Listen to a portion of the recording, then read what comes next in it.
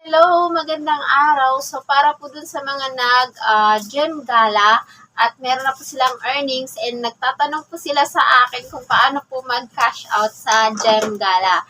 So, si gem gala po at si Chamit ay partner po yan sila. Kumbaga, iisa lang po yung may-ari ng app na yan. And yung pagka-cash out po ng earnings dyan ay same lamang po kay Chamit. No? Yung iba kasi, hindi nila alam na yung earnings at kailangan mo yung pindutin, kailangan mo explore yun kasi sa loob ng earnings mo, merong nakalagay doon withdraw. And then pag click mo sa withdraw, may nakalagay Met Wallet. Pag click mo sa Met Wallet, so marami po siyang proseso, marami siyang pipil-upan para makuha mo yung sahod mo.